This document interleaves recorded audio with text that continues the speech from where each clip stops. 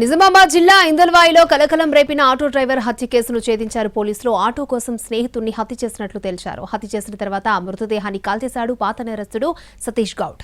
ఈ నెల 15న బ్రాహ్మణ కాలనీకి చెందిన సందీప్ కనిపించకుండా పోయాడు. 17న ఇందల్వాయి అటవీ ప్రాంతంలో సందీప్ ను హత్య చేశాడు సతీష్ గౌడ్.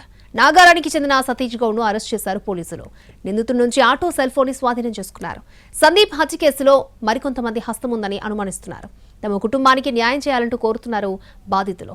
చివరి చూపు కూడా దక్కకుండా డెడ్ బాడీని కాల్చేశారని మృతుని కుటుంబ సభ్యులు ఆవేదన వ్యక్తం చేస్తున్నారు. బంగారం తాకట్టు పెట్టి ఆటో కొన్న మరుసటి రోజే సందీప్ హత్య జరిగిందని చెబుతున్నారు.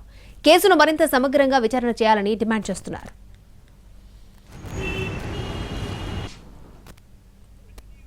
రైట్, ఈ హత్య ఘటనకు సంబంధించి మరింత సమాచారాన్ని మా ప్రతినిధి బాలకుమార్ అందిస్తారు. ఇందల్వాయి అటవీ ప్రాంతంలో యువకుని హత్య కేసుని పోలీసులు ఛేదించారు. నిందితుడిని అరెస్టు చేశారు. ఇందల్వాయి ప్రాంతంలో యువకుడిని అతి కిరాతకంగా హత్య చేశారు. ఆపై మృతదేహం గుర్తించకుండా గుర్తుపట్టడానికి వీలు లేకుండా దహనం చేశారు. ఆ కేసును అయితే వాళ్ళ పోలీసులు ఛేదించారు. ప్రాణ స్నేహితుడే ఈ హత్యకు పాల్పడ్డట్లు పోలీసులు చెప్తున్నారు. కేవలం ఆటో కోసమే ఈ హత్యకు పాల్పడ్డట్లు పోలీసులు వివరాలు వెల్లడించారు. ప్రస్తుతం మనతో వాళ్ళ కుటుంబ సభ్యులు ఉన్నారు. వీళ్ళ ఆవేదన ఏంది, లాస్ట్ చివరిగా ఏం చెప్పి ఇంట్లో నుంచి వెళ్ళాడు సందీప్ అనేది తెలుసుకునే ప్రయత్నం చేద్దాం. చెప్పండి అసలు సందీప్ ఎప్పుడు మీకు చివరిగా మాట్లాడింది, ఎప్పుడు ఏమని చెప్పిపోయింది ఇంట్లో నుంచి? ఇంట్లోకి వెళ్ళి నాకు ఏం చెప్పలేదు. నేను ఈ పని కాడికి పోయినాం కదా, అమ్మ నేను ఆటో తీసుకొని వస్తుంటుంది కదా, నేను ఆడన్నాడు. ఆడంటే నేనన్నా అద్దు నేను పోయినా కదరా నువ్వు పండుకున్నావని ఊకున్నా అని అన్నా. అంతే ఇక నాకు చివరి మాట.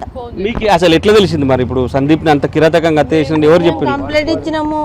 కంప్లైంట్ నా కొడుకు మిస్సింగ్ అయిందని అదే కనిపిస్తలేడని కంప్లైంట్ ఇచ్చినాం. ఒక రోజు అంతా చూసినాం, తెల్లం దాకా చూసినాం, రాలేదు. ఎంత తాగినా కానీ ఇంటికి వస్తుండే. అసలు రాలేదు. రాకపోయేపటికే ఇక టౌన్కి పోయినాం. టౌన్కి పోయి కంప్లైంట్ ఇస్తే ఇక ఇట్లా వెళ్ళినాయి ఒకటి ఇట్లా వెళ్ళింది. ఇక అది ఒక్కడితో కాలేదు సారు, అది 2-3 అయింది సారు, ఒక్కడితో కాలేదు, అది 4 ఉన్నారచ్చు సారు. మృతుని భార్య కూడా ఉంది.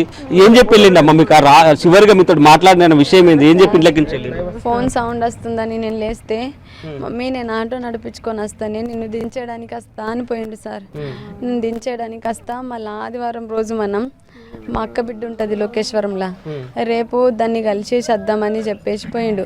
ఇంట్లో చిన్న చిన్న ఖర్చులకు అయితే నేనన్నా నువ్వు జాబ్ చేస్తావు కదా, నీకు వడ్డీలు కట్టుకోవచ్చు, నా పైసలతోనన్నా ఇల్లు నడుస్తుందని నా చైన్ కూడా తాకట్టు పెట్టి ఆటో తీసుకున్నాడు తనే నడిపించుకుందామని. కానీ పొద్దున శనివారం రోజు ఆటో తీసుకొని వెళ్ళిండు.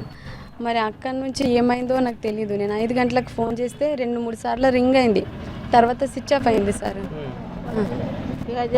తర్వాత ఏం తెలిసింది మీకు? అంటే ఇందల్వాయి అక్కడ ఉంది మీ ఆయన చెప్పిందా, ఏమని చెప్పింది? అయితే ఎస్ఐ సార్ నాకు ఒక ఫోటో పంపించారు. ఫోటో పంపిస్తే ఇది మీ ఆయన నిదానా అని గుర్తుపట్టమంటే మా ఆయనకి చేతుల పైన ఉన్న పులిపీర్లు, ఆయన షర్ట్ చొక్కా, ఆయన కాళ్ళు కనిపిస్తున్నాయి. అవి చూసి మా ఆయనని నేను గుర్తించాను.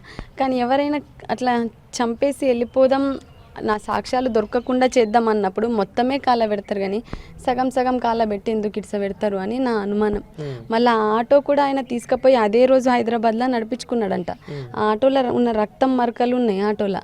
మళ్ళీ అదే ఆటో పట్టుకొని ఆయన ఎట్లా నడిపిస్తాడు? ఆటో నంబర్తోనైనా అది నిజామాబాద్ ఆటో అని హైదరాబాద్లో ఆలో ఉండదు కదా, అక్కడ పోలీసు వాళ్ళకన్నా దొరుకుతుంది కదా. అదే ఆటో ఆయన అక్కడ నడిపించిండు. నాకు ఆయన కావాలనే దొరికిపోయిండేమో అన్న అనుమానం అయితే నాకున్నది. ఒక్కళ్ళు చేసింది అయితే కాదని మా అనుమానం. అతను అటు ఇప్పుడు హత్య అయితే ఎవరైతే చేసిందో అతను ఈయనకు స్నేహితుడు అని చెప్తున్నారు. ఇంతకు ముందు ఎప్పుడైనా అసలు వచ్చేవాడు ఇంటికి? ఎప్పుడు రాలేదు. ఫోన్ ఆయన గురించి ఇన్ని సంవత్సరాలలో నాకు ఒక్కసారి కూడా నాకు ఈ